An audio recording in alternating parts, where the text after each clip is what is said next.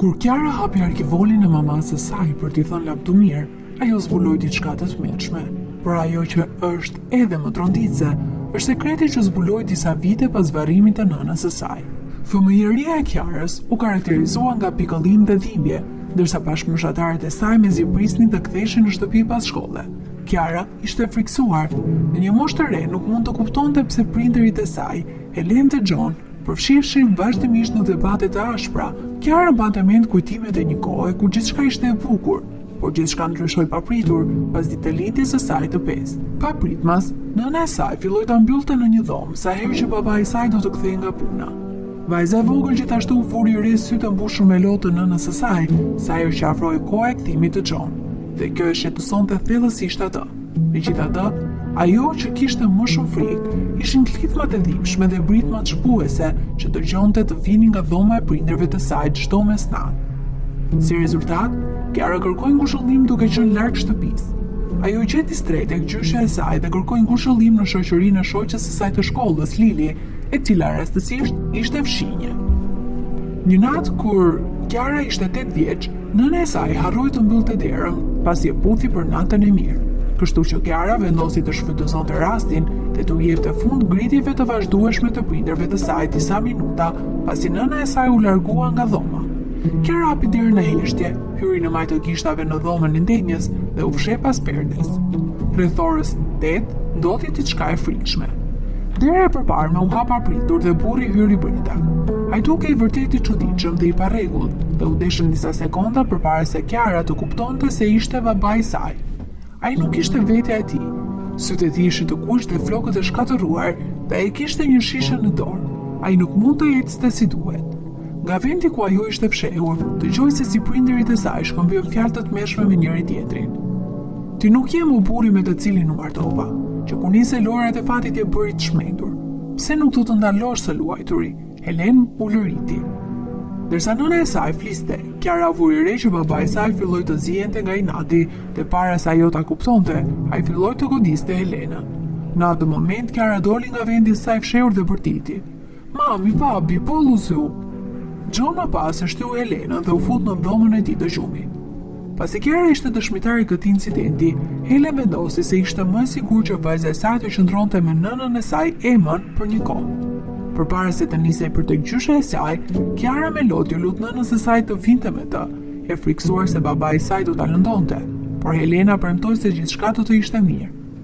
Kiara nuk e dinte që John e kishte kërcënuar se do t'i merrte jetën nënës së saj nëse ajo guxonte ta lindte. Kështu që Helen ishte burgosur në shtëpinë e vet. Gjyshja Ema jetonte në një qytet të vogël dhe Kiara e gjeti qytetin e vogël të qetë. Megjithatë, asaj mungonte shumë nëna e saj. 3 muaj më vonë, Kiara dhe gjyshja e saj ishin në tryezën e ngrënies kur telefoni i gjyshës ra. Sapo ajo u përgjigj, fytyra e saj u zbe dhe ajo lëshoi një ulërim. Lotët i rodhën në përfaqe ndërsa mori një lajm shkatërues. Të nesërmen gjyshja i tha Kiarës se ato duhet të shkonin në shtëpinë e prindërve të saj për një funeral. Zemra e Kiarës u coptua duke ju trombur më të keqes. Kur ato arritën në shtëpi, Kiara u dërgua në dhomën e saj ku gjyshja dhe të afërmit e saj i dhanë lajmin e tmerrshëm. Helen ishte sëmur papritmas e kishte ndërruar jetë pas një shenjë paralajmëruese. Ishte një tronditje shumë e madhe për Kiarën, pasi ajo përpiqej të kuptonte se si nëna e saj, e cila ishte e re dhe e shëndetshme, mund të vdiste papritmas. Ndërkohë John filloi aranxhimet e funeralit. Në ditën e funeralit, familja e gjerë e Kiarës dhe disa fshinj u mblodhën për t'i dhënë lap të mirën Helenës. Humbja e nënës së saj e la Kiarën të ndjejë vetmuar dhe e dërmuar, dhe ishte e vështirë të imagjinojë jetë pa të.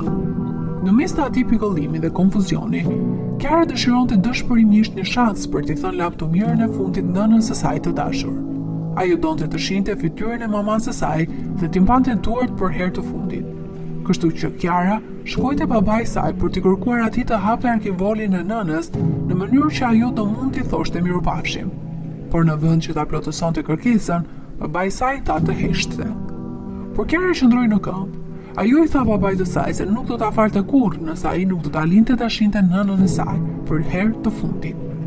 John më në fund ju dorëzua presionin dhe pranoi ta merrte Kiarën pranë arkivolit në mënyrë që ajo t'i thoshte lam të mirën e fundit nënës së saj.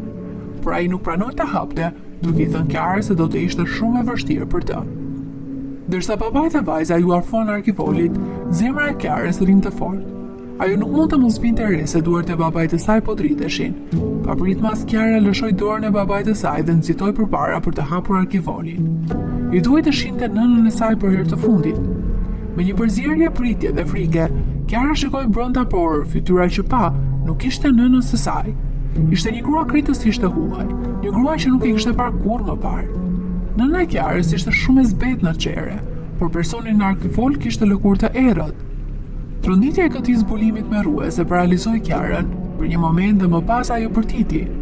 Johnny mbylli me shpejtësi arkivolin duke u përpjekur të fshente të vërtetën që Kiara ende po e vërtiste. U kthye nga babai I saj duke kërkuar një shpjegim, por ai thjesht e mbylli në heshtje me një vështrim të ashpër dhe frikësues. Ndërkohë, pjesa tjetër e të pranishmëve do të shqetësoheshin plot simpati për anktin e Kiarës. Ata të gjithë besuan se tronditja ishte nga që pa nënën e saj të vdekur.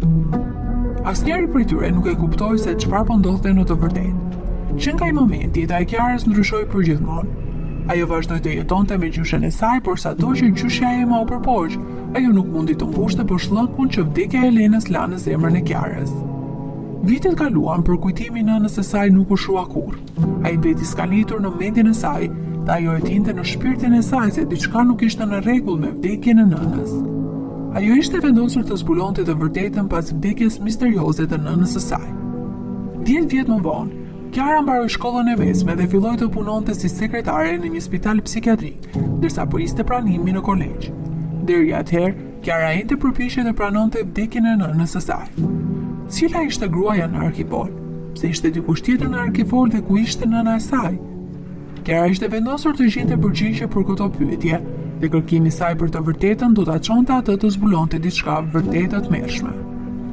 Një ditë ndërsa Kiara kalonte nëpër pavion, një nga pacientët e patë dhe papritmas vërtiti. E befasuar Kiara u largua nga vendi I ngjarjes, dhe nesër me një infermiere informoi Kiarën se gruaja kishte pyetur për të. Ajo shpjegoi se gruaja ishte sjellë në kujdesin e tyre shumë vite më parë, dhe ajo nuk ishte kujtime për të kaluarën e saj. Ajo nuk e dinte as emrin e vet. Kiara ndjeu keqardhje për gruan, por nuk ishte interesuar të afrohej me të, derisa ndodhi diçka e pabesueshme. Një ditë infermierit I treguan Kiarës një vizatim që gruaja kishte bërë. Ishte një vizatim I Kiarës si një fëmijë e veshur me një fustan me lule, me kokën e saj të stiluar me një pishtkali. Kiara njohu foton me një herë. Fustani me lule ishte ai që kishte veshur ditën që Helen e çoi për të qëndruar me gjyshen Emma. Kiara ishte tronditur sepse fotografia dukej tamam si ajo. Si e dinte kjo grua e çuditshme se si dukej kur ishte fëmijë? A mund të ishte kjo nëna e saj e supozuar e vdekur? Kiara mendonte, por ajo ishte shumë e frikësuar për të përballuar të vërtetën. Ajo kishte frikë se nëse gruaja nuk do të ishte nëna e saj, atëherë ajo do të lëndohej thellë, kështu që vendosi të mos hetonte. Ndërsa ditët kalonin, gruaja e çuditshme vazhdoi të vizatonte më shumë foto të Kiarës. Më në fund infermierët u bitën se Kiara ishte nga e kaluara e gruas, kështu që e këshilluan të bënte një test ADN-je për të parë nëse ato ishin të lidhura. Dhe Kiara ishte bërë e dëshpëruar për të vërtetën. Për më tepër, ajo kishte një ndjenjë të fortë se gruaja e çuditshme, edhe pse nuk mund ta njinte, mund të ishte nëna e saj. Kiara bëri testin ADN-s dhe brenda një jave dolën rezultatet. Kiara dhe gruaja ishin një përputhje perfekte. Gruaja doli të ishte mamaja e Kiarës, por si përfundoi në spital. John kishte ardhur në shtëpi të jo një ditë, pasi kishte humbur një shumë të madhe parash. Ai kishte kërkuar Elenës disa para dhe më pas ajo kishte refuzuar. Kështu nga zemërimi, ai e kishte goditur në kokë me një send të fortë dhe Helen kishte rënë në tokë pa ndjenja. Duke menduar se e kishte vrarë, Johnny kishte ikur nga shtëpia, por kur u kthye Helen nuk u gjete asfund. Ajo gjithashtu kishte ikur nga shtëpia, por goditja objektin në kokë e la atë me një dëmtim traumatik të trurit dhe si pasojë me humbje të kujdesës. Ajo filloi të ecte në rrugë pa qëllim dhe gradualisht filloi të humbiste mendjen. Ajo përfundoi në qendrën mendore, kur një grup punojësish të shëndetit mendor e gjetën atë. Pasi mësoi të vërtetën, Kiara mori babain e saj me të cilin kishte ndërprer lidhjet prekohesh. Ajo arrestua dhe u dënua me burg për krimin e tij. Helen përfundimisht u largua nga spitali psikiatrik dhe u vendos me vajzën dhe nënën e saj, dhe të treja filluan të ndreqin zemrat e tyre të thyera së bashku. Çfarë mendoni për bashkimin e Kiarës dhe nënës së saj? Na tregoni në komente.